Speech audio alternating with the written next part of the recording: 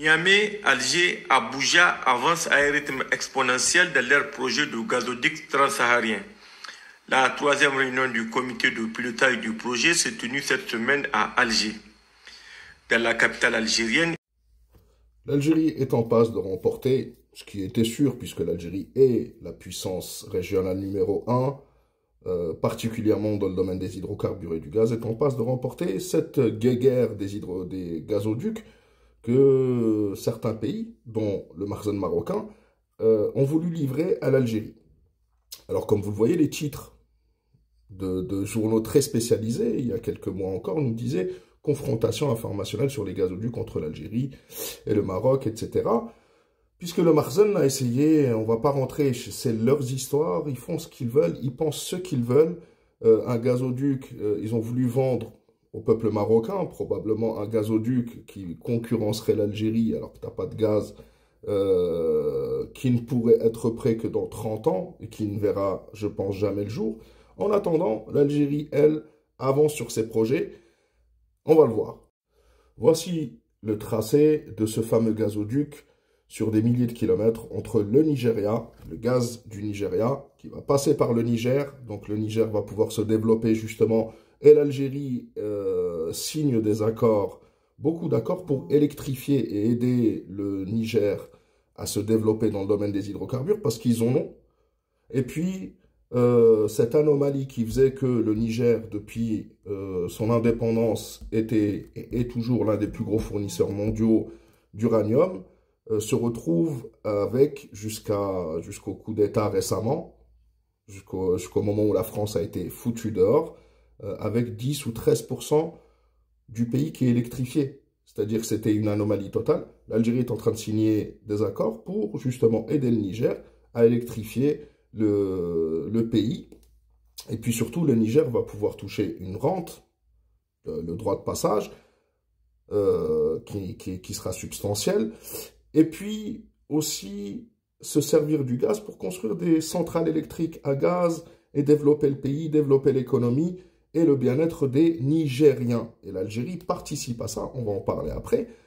En tous les cas, ce gazoduc-là, que vous êtes en train de voir actuellement, le ministre du Niger du pétrole est actuellement en Algérie pour discuter des contrats et des chantiers et des projets entre la Sonatrach algérienne et le Niger, mais aussi pour assister demain à une réunion clé sur le projet du gazoduc transsaharien. Une réunion clé car cette réunion permettra, normalement si tout se passe bien, ça. La réunion d'Alger pourrait marquer un tournant décisif dans l'avancement du gazoduc transsaharien. Avec des... pardon, j'ai perdu le fil. Avec des annonces attendues sur le calendrier définitif de la mise en œuvre. Demain, on risque d'avoir, si les travaux des experts avancent bien, on risque d'avoir la date définitive. Ce sera assez rapide. Dans les prochains mois, prochaines années, ce gazoduc aura lieu. Ce n'est pas dans les 30 ans. Les engagements financiers des 3 États et des investisseurs étrangers, les stratégies pour garantir la sécurité du pipeline, très important, notamment dans les zones sahéliennes sensibles. On risque d'avoir de bonnes informations en sachant que l'Algérie doit sécuriser son espace vital et ses intérêts vitaux. Le Nigeria, c'est pareil, et le Niger, c'est pareil. Donc, c'est un travail qui montre bien que les tentatives de certains pays pour essayer de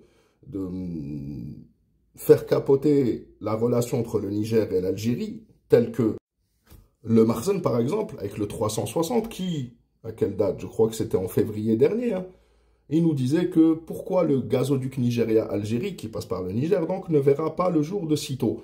Et ça s'appelle de la propagande, c'est toujours la même chose. C'est comme les déclarations de Marine Le Pen, ou de Sarah Knafo, ou de l'extrême droite, ou du Makhzen, ou de l'entité sur l'Algérie. Le but étant de démoraliser, mais les faits, à chaque fois, brisent leur morale à eux, puisqu'ils s'avancent sur beaucoup de choses. Ils veulent absolument que l'Algérie échoue dans tout. Ou alhamdoulilah, avec du travail, grâce à Dieu, avec du travail, l'Algérie avance. Donc, le gazoduc, demain, des déclarations très importantes peuvent être faites.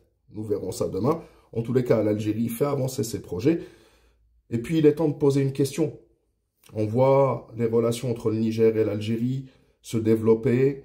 et être très profitable aux deux, et particulièrement au Niger. On voit l'Algérie et le Burkina Faso se rapprocher de l'Algérie, surtout dans le domaine sécuritaire. Et on a le Mali qui est toujours dans un contexte très difficile, très compliqué. C'est dommage. Ne serait-il pas temps de se remettre en cause du côté des autorités maliennes ou de ceux qui poussent à la confrontation avec l'Algérie? C'est à vous de nous dire ça.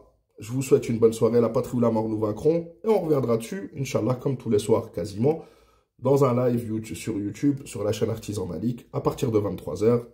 Et je vous dis à la prochaine, Inch'Allah.